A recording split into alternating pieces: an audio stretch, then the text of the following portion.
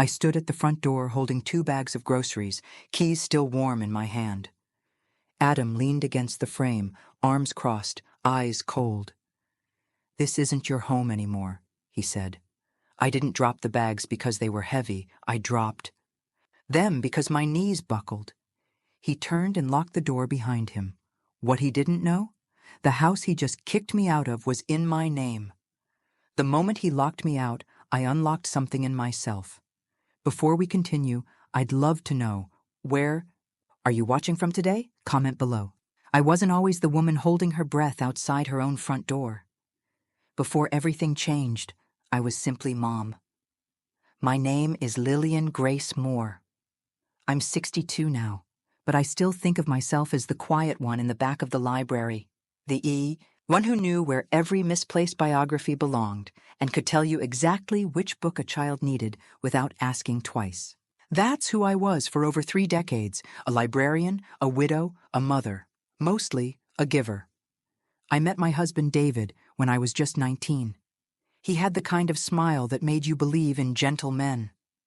We married young, had Adam 2 years later, and our daughter Marie soon after.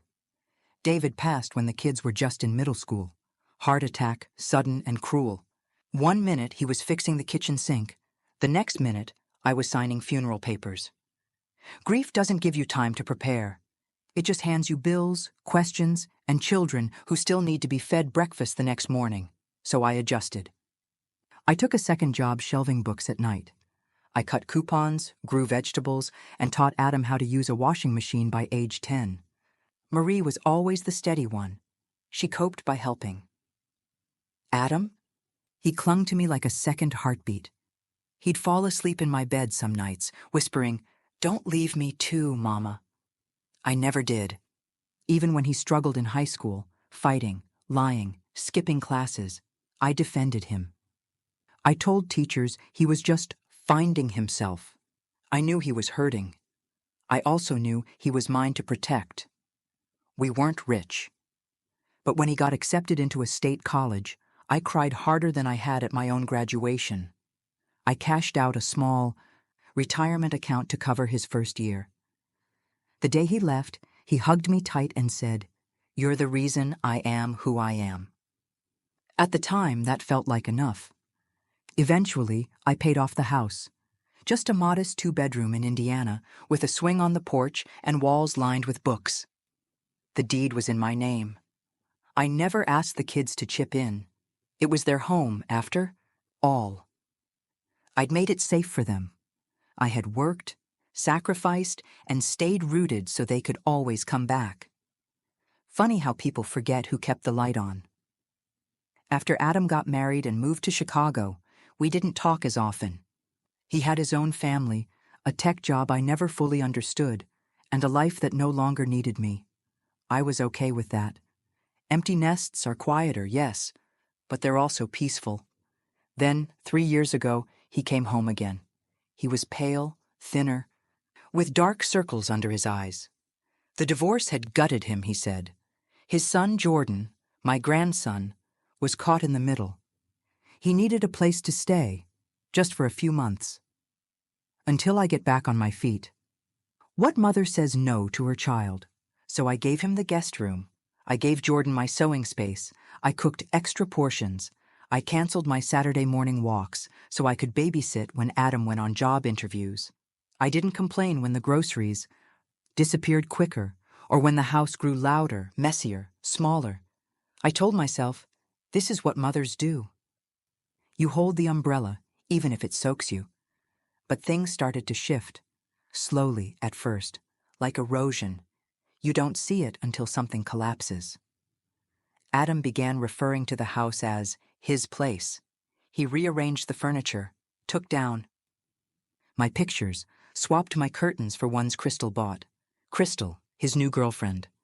She came over one weekend and never really left. At first, I tried to be kind. After all, I wanted Adam to be happy again. I even made Crystal tea once, sat and asked her about her life. She smiled thinly and said, "It's sweet you still do all this homemaking stuff, like a 1950s mom or something." It stung. But I let it pass until I overheard her in the kitchen one night, whispering on the phone. She's nice, but she's old, and she's always here. Honestly, I think she needs a care home or something. My hand froze mid-reach toward the cupboard. I stood there, invisible, and that's when it hit me. In the home I had built, I was no longer seen, just tolerated. Still, I said nothing. I just set the table for 3 instead of 1. I tucked my anger into the same drawer as my grief, because that's who I was. Until the night Adam told me, "This isn't your home anymore." Until the boy who once begged me not to leave had become the man who pushed me out the door. I didn't scream. I didn't argue, but I remembered something. I was the one who made this house a home, and I was the one whose name was still on the deed. Adam once kissed my forehead and said, "You're the reason I am who I am." Now, he won't even let me inside. But soon he'd remember whose name was carved into the foundation. When Adam moved back in, I didn't see it as a burden. I saw it as a second chance. A chance to be a mother in the way I used to be, when boo-boos were fixed with Band-Aids and love was expressed in packed lunches. I made up the guest room with fresh sheets. I baked banana bread the day they arrived. Jordan, just 7 at the time, ran in first. His small arms wrapped around my waist. "Grandma, it smells like cinnamon." It had always smelled like cinnamon. That was home. Adam followed, face lined with exhaustion but relieved. "Thank you, Mom," he whispered. "I just need a little time to reset." Of course I said yes. He was my son. In the beginning, the arrangement felt temporary. We ate dinners together. I helped Jordan with homework while Adam looked for new work online.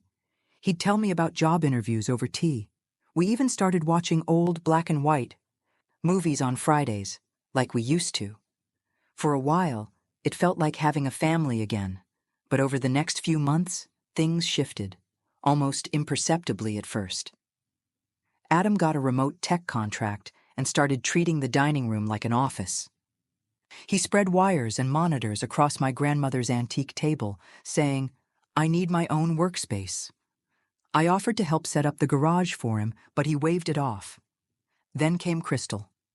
She arrived with overnight bags and a box of her essentials after just 2 weeks of dating. I was surprised, caught off guard, but I said nothing. Adam introduced her like it was inevitable. "Crystal's staying with us a bit. She helps with Jordan, and it's been good for me." She was younger than Adam, maybe mid-30s, with a sharp edge to her smile that never quite reached her eyes. She called me Miss Lillian, like I was a stranger on a church pew. At first, I tried to make her feel welcome. I rearranged the closet in the guest room. I cleared space in the bathroom. I even let her pick the paint color when she mentioned the walls were a little drab. I remember standing at the hardware store, watching her choose a pale gray blue called City Fog. It felt cold, but I agreed anyway, because that's what I'd always done, made room for others. But soon, Crystal started treating the house as if it were hers. She replaced my floral plates with modern square ones. She installed new blinds without asking. My kitchen towels vanished, replaced by ones with embroidered quotes like "Boss," "Babe," and "Manifest it." My bookshelf, once alphabetized by author, was suddenly filled with crystals, detox teas, and a Buddha statue that didn't belong to anyone. It wasn't the changes that bothered me. It was the quiet erasure of everything that made the house mine. One afternoon, I came home to find my teapot, my mother's teapot, boxed up with a Post-it that read, "Donate?" I felt like a ghost, watching strangers redecorate a life I was still living. I finally confronted Adam one evening, gently. I said, "This house feels different lately. I just need to know, am I still welcome here?" He looked up from his laptop and frowned. "Mom, come on. You're being dramatic. It's not the 1950s. We all live here now. You don't need to control everything." Control? I had offered, accommodated, made space. But now I was being painted as overbearing for wanting to be included. The worst part wasn't what Adam said, it was what he didn't. He didn't comfort me. He didn't reassure me that this was still my home. The next week, I found the utilities switched to Adam's name. Internet, water, even the electric bill, all rerouted. When I asked, he said, "It's just easier for me to handle. Don't worry about it." But I did worry, because it felt like every thread tying me to this home was being quietly clipped. Mail stopped arriving in the kitchen. I found it stuffed in a drawer. Once I overheard Crystal complaining to Adam, "She keeps walking into our bedroom like it's no big deal." I had lived in that room for 30 years. The dresser still smelled like David's cologne. The final straw came when I invited my book club over for tea. Just 6 older women, all of us librarians or retired teachers. We laughed. We discussed Jane. Air. It was my first moment of joy in months. That night, Crystal approached me with her arms crossed. "Next time, can you check with us before having a gathering? Jordan has school and the noise was a bit much." Check with them? I walked into the kitchen and noticed the bookshelf again. My books were gone, replaced by scented candles and framed quotes about boundaries. That's when I realized I wasn't losing my place in the house. I had already lost it, silently, day by day, and they thought I wouldn't notice. But I did. The woman who raised him was now being treated like the guest in her own home, but I wasn't a guest.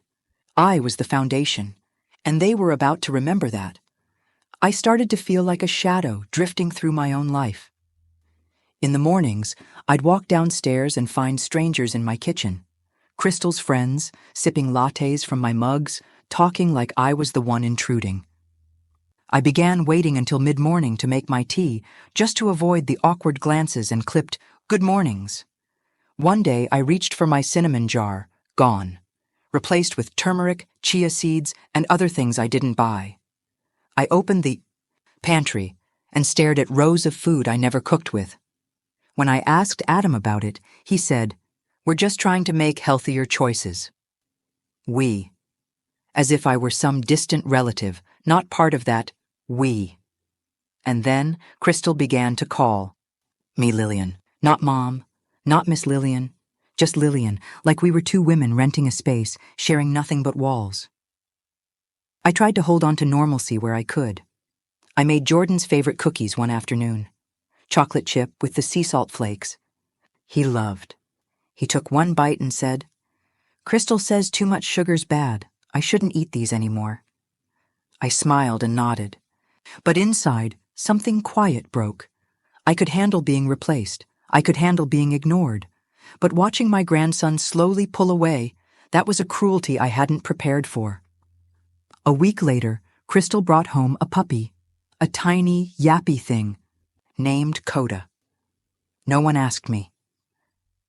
I woke up to find chewed slippers and urine stains on my rug. When I mentioned it gently, Adam rolled his eyes.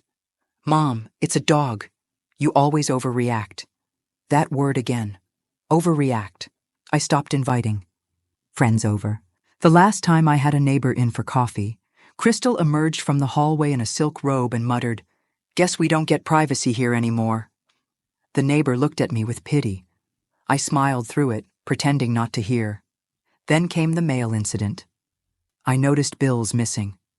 I was expecting a small pension adjustment from the school board, never arrived. When I asked Adam, he looked sheepish. "Oh yeah, I think some of your stuff still comes here. Crystal thought it was junk and tossed it."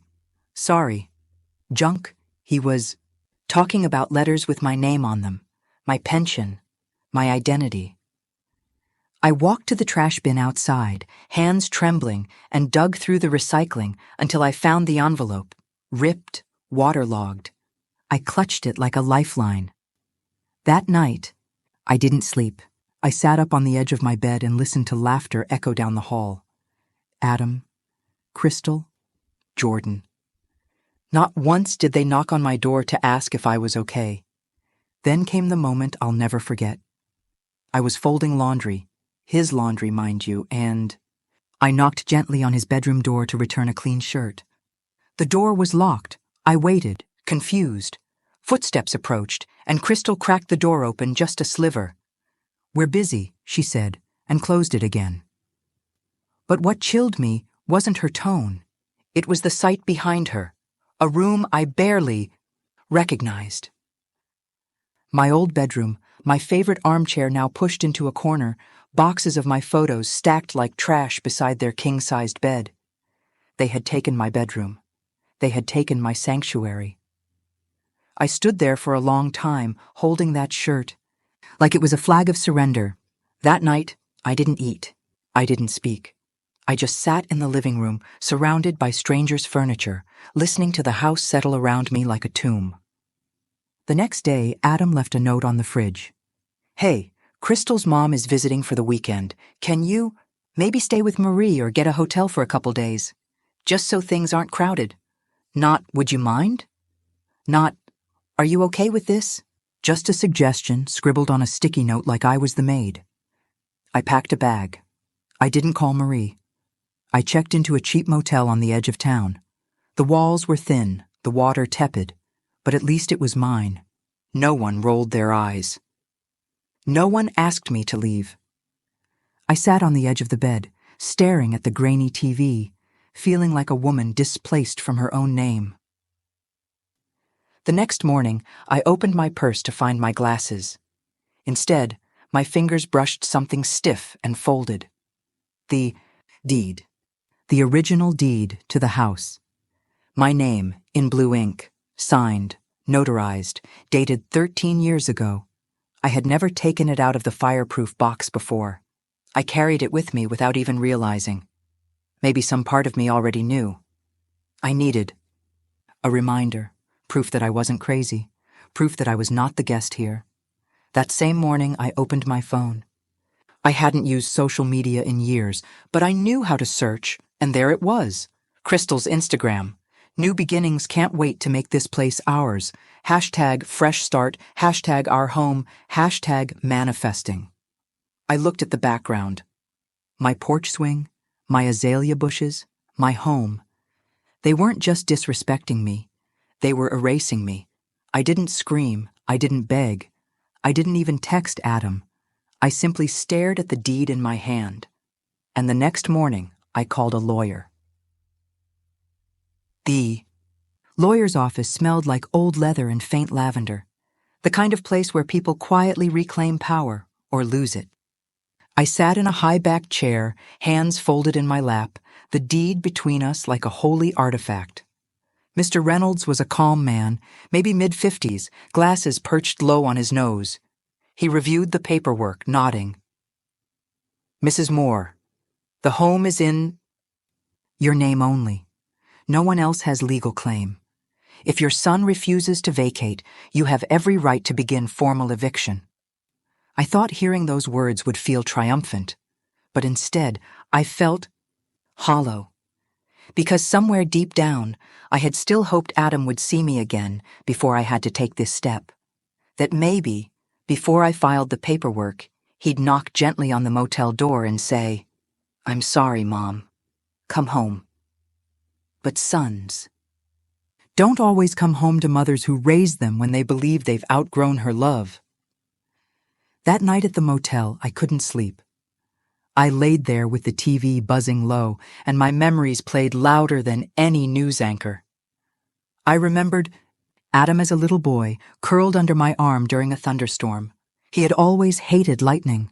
One crack across the sky, and he'd come running barefoot from his room, dragging his blanket behind him like a cape. "Don't leave me, Mama," he'd whisper. "Just stay." And I did, every time, even after. David died and the world felt like a sinking ship. I stayed. I worked mornings at the library, nights cleaning offices. I missed PTA meetings, skipped church socials, and never dated again because I was too busy being everything for my children. Once, Adam scraped his knee on the school playground. The nurse called, saying he was fine, just scared. I rushed out, of work anyway. I arrived at the school and found him sitting alone on the bench, trying not to cry. When he saw me, he buried his face in my coat and said, "You came." Of course I did. I was always the one who came. I remembered the time he brought home a report card full of D's. He stood there, crumpled paper in hand, ready for punishment. Instead, I pulled out a deck of flashcards. We studied every night for 2 months. His grades rose, not because he was a genius, but because he had someone who believed in him. I remembered staying up until 2 a.m., stitching a patch onto his graduation robe because he tore it just hours before the ceremony. He never knew I had a fever that day. The memories came like waves, sweet, warm, and then suddenly suffocating. Back at the motel, I picked up the phone. My hand trembled, not from fear, but from something deeper, something like mourning, not for Adam, but for the version of him I'd already lost. I dialed Marie. She picked up on the second ring. "Mom?" I hadn't cried through any of this. Not when the bedroom was taken. Not when Crystal boxed up my life. Not even when Adam asked me to leave my own home. But hearing my daughter's voice broke something wide open. "I don't know what I did," I whispered. "I gave him everything." There was silence on the other end. And then, "I know, Mom. I know you did." Marie offered to come get me, but I declined. "Not yet," I said. "I need to do this part on my own." The next morning, I walked into the county courthouse and filed the paperwork. Eviction, 30 days. Notice to vacate. I felt like I was writing the final chapter of a story that had started with lullabies and ended in silence. When the documents were mailed, I waited. I imagined Adam calling. I imagined yelling, apologies, tears. But days passed in stillness until the knock came. I had returned to the house during the day, quietly, with my own key. I stayed in the living room, reclaiming my chair by the window, my books, my teacup. I said little. I didn't explain myself. Then came the night Adam burst through the front door, red-faced, the envelope in hand. "What the hell is this?" Crystal stood behind him, arms crossed, lips pursed. "I gave you time," I said calmly. "You gave me disrespect." He stepped closer. "You're evicting your own son?" "I'm reclaiming my home," Crystal laughed cold and high. "You think a judge is going to throw a family out? We'll go public. Elder abuse, online shaming. Don't test us." I stood, slowly. My voice didn't rise. It sharpened. "You called me old. You said I should be in a care home. You erased me, Crystal. And you let her, Adam." He didn't look me in the eye. "You forgot something," I continued. "This house? It's not a hashtag. It's not a reset button. It's not a photo op. It's my life, my memories, my sacrifice, and I will not be bullied out of it." I handed him a copy of the paperwork. "You have 30 days. Pack your things." Adam didn't speak. Crystal scoffed and stormed down the hall. "And my grandson?" He peeked from behind the corner, confused, hurt. I kneeled. I smiled at him gently. "Jordan," I said, "I will always love you, but sometimes love means telling the truth, even when it's hard." He blinked. "Are you mad at Daddy?" "I'm sad," I said, "but I'm also strong. That's something I hope you learn too." He nodded, slowly, then walked away. I didn't cry that night. I made tea, sat in my chair, opened my book, and waited. Have you ever felt invisible in your own family? If so, I'm truly listening. Share your story below. I didn't raise my voice. I raised a boundary. And for the first time in months, I felt the ground steady beneath me. There's a strange calm that follows a decision made in dignity. After Adam stormed out that night, I didn't follow him. I didn't call Marie to debrief or ask anyone to validate what I had done. I simply stood by the window, watching the moon cast its glow over the lawn I had mowed for decades. The silence wasn't just quiet. It was healing. The next morning, I woke up in my own bed, alone, peaceful, no voices in the hallway, no blender whirring at 6 a.m., no passive-aggressive commentary about how I folded towels the wrong way. Just sunlight spilling onto the floorboards and the distant hum of birds returning to the feeder outside my window. I brewed tea. Cinnamon. And clove, the old blend I used to make before Crystal tossed the jar. I sat in my favorite chair and opened Jane Eyre. For the first time in months, I turned a page without glancing over my shoulder. It took them 3 more days to accept the truth. Adam didn't speak to me directly. He stomped around, packed boxes loudly, whispered things to Crystal in hallways just loud enough for me to hear.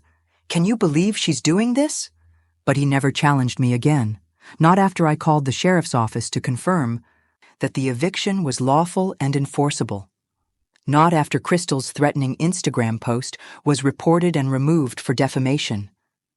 And not after my daughter showed up with a friend from church who happened to be a paralegal holding copies of everything. Marie walked in that afternoon like a storm in pearls. She hugged me first, fiercely. Then she turned to Adam, looked him square in the face, and said, "You can be angry all you want, but you don't get to rewrite history just because it's inconvenient. Pack your things, Adam. You're lucky she gave you 30 days, Crystal." Muttered something under her breath. Marie looked at her once and said, "If I were you, I'd start with the guest room. That wasn't yours either."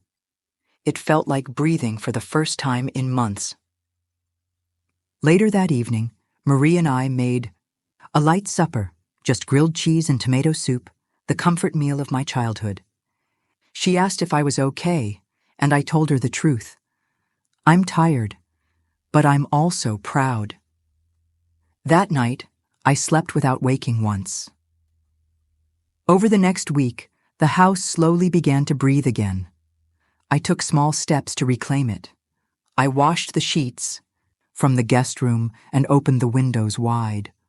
I lit the old lavender candle I'd hidden away after Crystal said it smelled like old ladies. I put my book club schedule back on the fridge. I even retrieved the sewing machine from the basement and stitched a new set of curtains, rose-colored, just like the ones I had when David was alive. Every little act felt like watering the roots of a tree I thought had withered. Of course, there were hard moments, too. Jordan didn't understand what was happening. He'd ask questions I couldn't fully answer. Why can't I stay with you forever? And did I do something bad? I always answered gently, "No, sweetheart. None of this is your fault. But sometimes adults make choices they shouldn't. And when that happens, other adults have to make things right again." He asked if he could still visit after they left. I said yes, always yes. One afternoon, as I was rearranging the bookshelf, I found a sticky note tucked between the pages of Charlotte's Web. It was in Jordan's handwriting. "I like your house. I like your cookies. I like you." I pressed it to my chest like a prayer. Crystal, meanwhile, made a half-hearted attempt to intimidate me. She sent a long email full of veiled threats, claims about emotional distress and toxic environments. I didn't respond. I simply forwarded it to Mr. Reynolds, who replied with one sentence, "All correspondence should go through legal counsel." That was the last I heard from her. In the quiet, I found small pleasures again. Walking through the garden and seeing the tulips push their way through soil. Returning to the library for the first time in months. The head librarian, a kind young woman named Erica, greeted me with tears in her eyes. "We were worried," she said. "You disappeared." "I had to," I replied. "But I'm finding my way back." I left that day with a tote bag full of novels and an invitation to speak at the monthly book circle. That night, I stood in the kitchen and made a pot of my mother's chicken stew. The scent filled the house, warm, grounding, sacred. I took one bowl to the table, sat down, and let myself taste solitude without bitterness. It didn't taste like loneliness. It tasted like returning. They thought throwing me out would leave me broken. Instead, I came home to myself, and for the first time in years, I didn't have to ask permission to belong. It was the third week of the eviction countdown when the mask finally slipped. Adam had been quiet since Marie's visit, avoiding eye contact, moving through the house like a sulking shadow. He spent most of his time in the basement, hunched over his laptop or on the phone with someone I could only assume was a lawyer, or perhaps a friend feeding him empty reassurances. Crystal, on the other hand, became theatrical. She moved through the house with exaggerated sighs and slamming doors, narrating her victimhood like she was starring in a bad soap opera. "This is abuse," she announced one morning loud enough for the neighbors to hear. "No one evicts their own family. It's disgusting." I was in the garden, pruning the roses. I didn't even look up. Later that evening, I found a flyer for a local women's shelter pinned to the fridge. A passive-aggressive gesture. She was trying to paint me as a monster, an old, unfeeling woman who'd thrown them out without warning. But I'd given them more than enough. They had taken over my home, my peace, my voice. Now they were losing control, and the unraveling wasn't quiet anymore.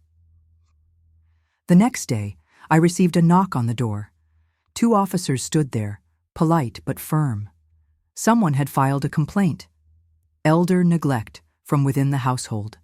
Anonymous, of course. I invited them in, calmly, offered them tea. I handed over every document, deed, eviction notice, lawyer's letter, even copies of text messages and emails. One of the officers, a kind woman with sharp eyes, gave me a soft nod. "You're well within your rights, ma'am. We apologize for the disturbance." As they left, Crystal was on the sidewalk, phone in hand, fake crying to someone through loud sobs. When she saw the officers walk past her without saying a word, her mouth fell open. That's when she knew her threats had lost their weight. Later that evening, Adam approached me in the kitchen. His eyes were bloodshot. A shell of the man I raised. "You didn't have to humiliate me like this," he said. I turned to face him. "You humiliated yourself, Adam.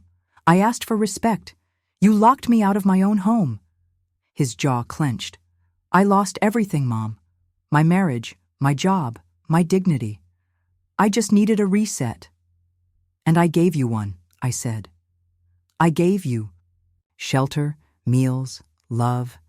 I opened every door. You were the one who started closing them." He looked down at his feet like a boy again. But it didn't move me. Not anymore. He had become a man who expected comfort but not accountability. "I didn't mean to hurt you," he said finally. "But you did," I replied. "And what's worse, you didn't stop." He didn't speak after that. Just nodded once, then walked away. The next few days passed in tension. Boxes began to pile by the door. Crystal spent hours filming herself around the house, narrating her toxic in-law experience. She even posted a video of the front of my house, tagging it, "Escaping Narcissistic Elders." I said nothing. I didn't respond. I simply documented everything and sent it to my lawyer. But what hurt me most wasn't Crystal's games or Adam's silence. It was Jordan. He had stopped sitting with me at meals. When I tried to read to him like we used to, he pulled away. One night, I found him on the stairs, hugging his knees. I sat beside him. "You okay, baby?" He shrugged. "Crystal says you don't want us here anymore." My heart cracked. "I want peace in this house," I said gently, "and I want people to treat each other with kindness. That hasn't been happening." He looked up at me, his eyes full of confusion no child should carry. "But I didn't do anything wrong." "No, sweetheart, you didn't." I took his hand. "And no matter where you go, I'll always be your grandma." He leaned into my shoulder, silent. That moment, his small frame against mine, was the only thread left connecting me to the boy I used to know as my son. The next morning, I found an envelope slipped under my bedroom door. Inside was a handwritten letter. Mom, you're right, I failed. I let someone come into your house and treat you like a burden. I stopped being your son the day I started believing I was entitled to what you built. I'm sorry. I don't expect you to forgive me right away. I just wanted you to know that I see it now. And it hurts. Adam, I sat with that letter for a long time, read it once, then again and again. There was no request, no manipulation, just regret. That was something. Later that week, Crystal packed her. Things in a rush, no goodbye, no eye contact. Adam moved slower, more careful, as if he didn't want to admit what was happening. On the 29th day, a U-Haul pulled up. Neighbors watched from behind curtains. Marie came by to sit with me. We didn't talk much, just sat on the porch swing I had almost lost. When Adam walked out with the final box, he paused. I don't know how to fix this, he said. I looked at him and said the truest thing I could manage. Then start by learning how to live with it. As they drove off with a U-Haul and rage in their eyes, I stood by the window, not angry, not bitter, just free. The first night they were gone, I expected to feel something loud, relief, sadness, guilt. But instead, I felt something quieter, something stranger, stillness. I stood in the middle of my living room, surrounded by echoes of what had almost happened. The walls held silence again, but not the kind that shames or punishes. It was the kind that listens, the kind that waits for you to reclaim your voice. I walked through every room of my house with bare feet and bare truth. The guest room, finally, empty, smelled like lavender and dust. I opened windows. I opened drawers. I opened the box of photographs I had hidden in the back of the closet the day Crystal said, "These are depressing." One photo caught my breath. Adam, age 7, missing a front tooth, arms wrapped around my neck. I was younger then, tired but smiling. He had written on the back in crooked crayon handwriting, "Me and Mom, my safe place." I sat on the floor for a long time with that photo in my lap, wondering how that little boy grew into a man who forgot what safety was supposed to feel like. A few days later, a voicemail arrived. I hadn't been expecting it.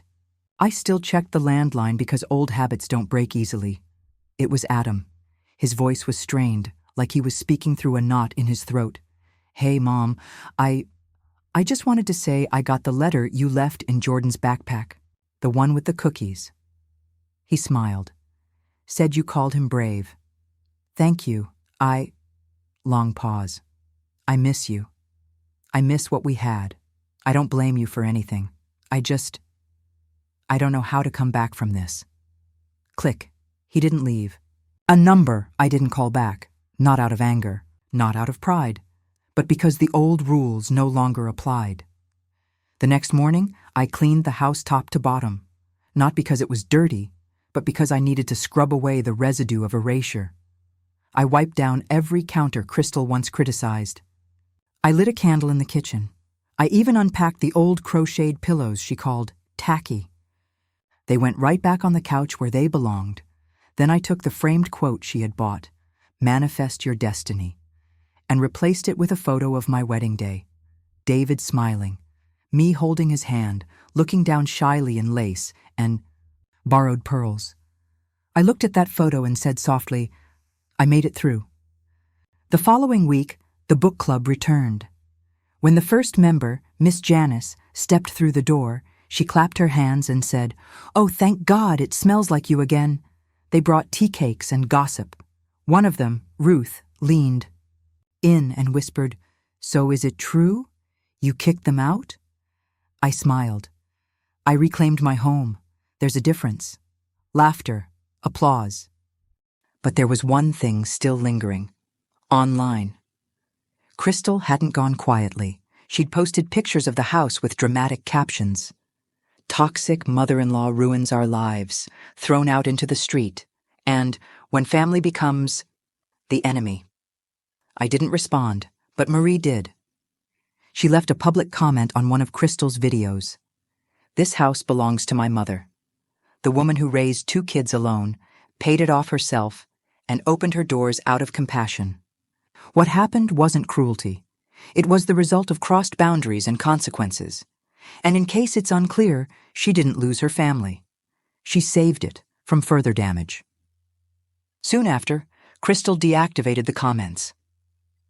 Neighbors began to stop by again. Mr. Langley brought over fresh tomatoes. Mrs. Hill dropped off banana bread and said, "I was too polite before. I should have said something sooner." "It's all right," I told her. "Sometimes people don't speak until the silence feels safe again." That evening, I sat on the porch swing with a blanket and tea, watching the sun lower over the hedges David once trimmed with military precision. A breeze stirred through the wind chimes, and for the first time in a long time, I didn't feel like I was waiting for the next blow.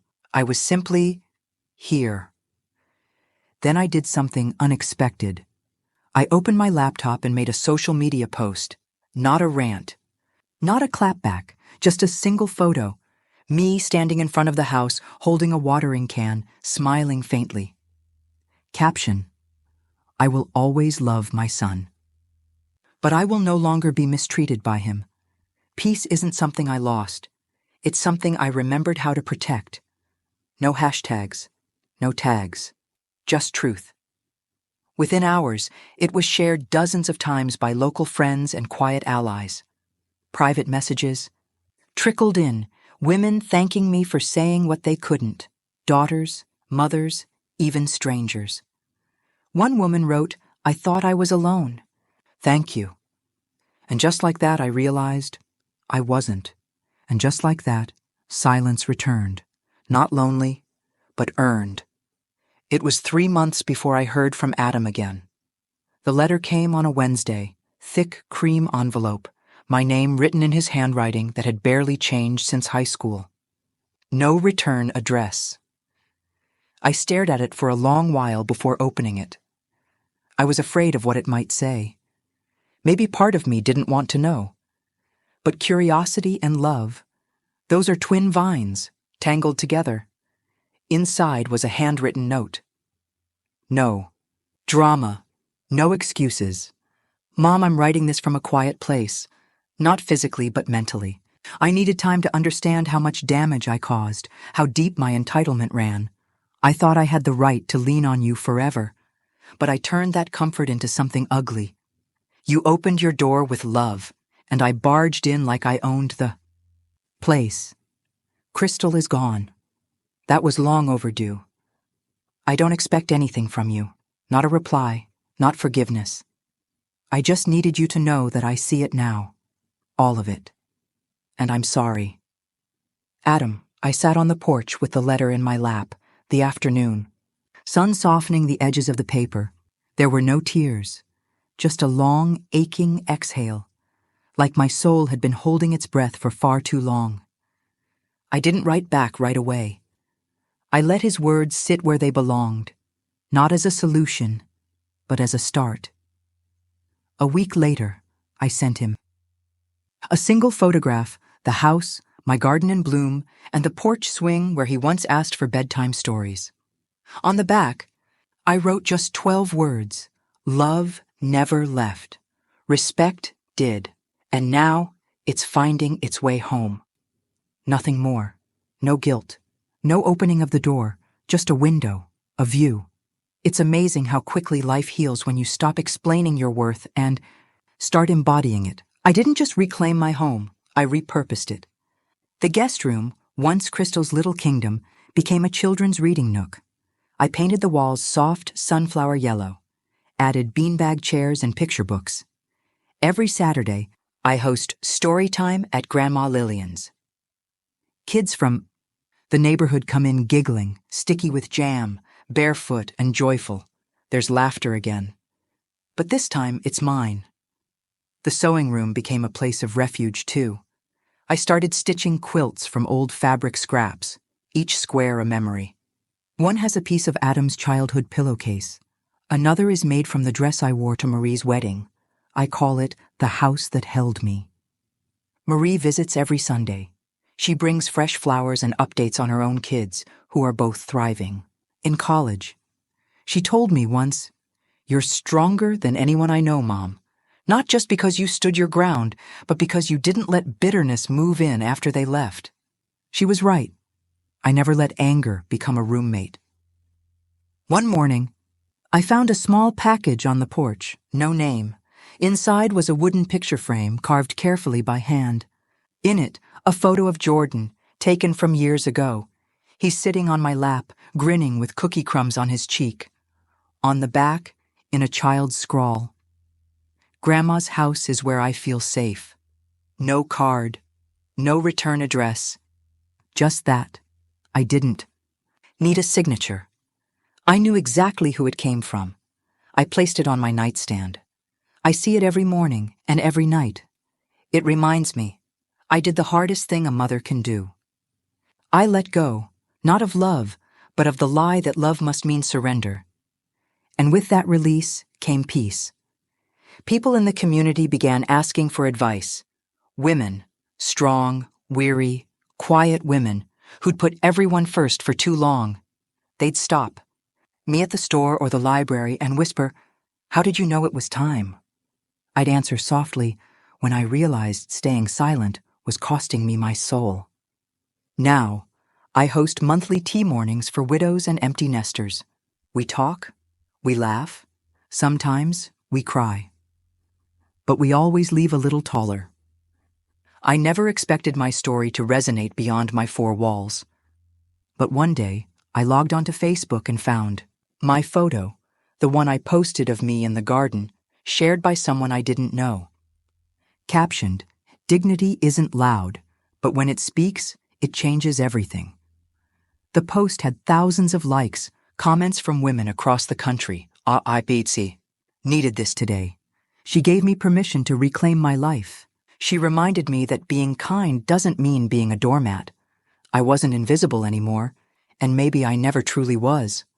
What would you have done in my place? I'm curious. Share below if this story moved you. The house was quiet again. But this time, it didn't feel empty.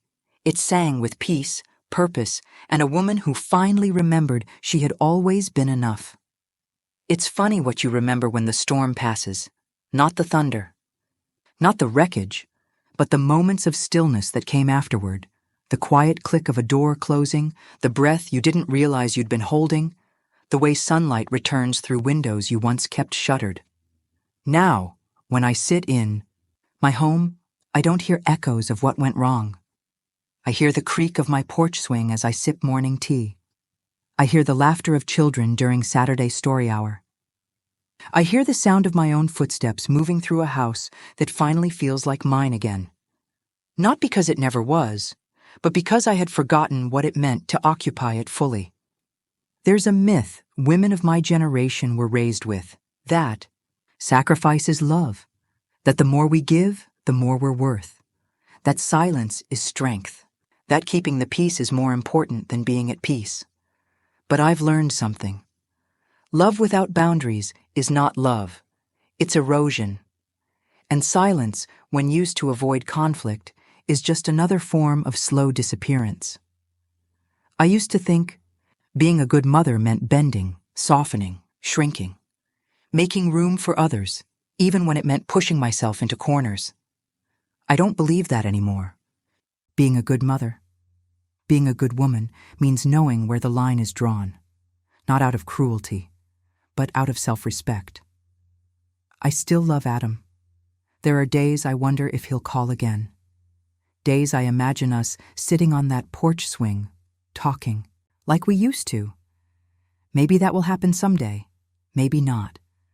But love, I've learned, can exist quietly. It doesn't always need to show up on your doorstep to be real. And forgiveness? It isn't the same as forgetting. Forgiveness for me has become a kind of soft clarity.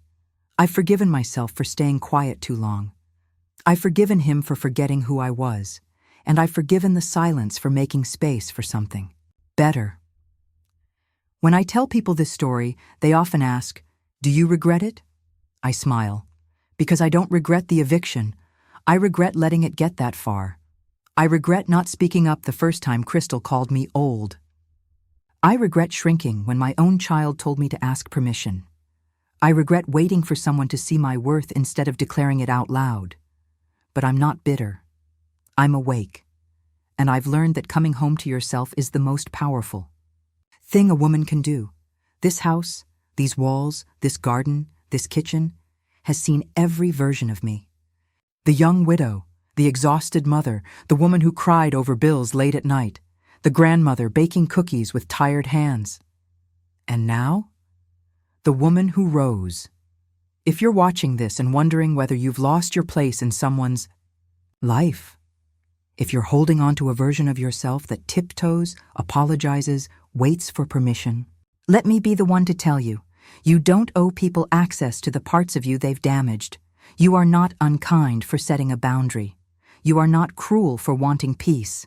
You are allowed to protect your sanctuary, even if it looks like eviction, even if it sounds like silence, even if it's your own child on the other side of the door. Love isn't about staying no matter what.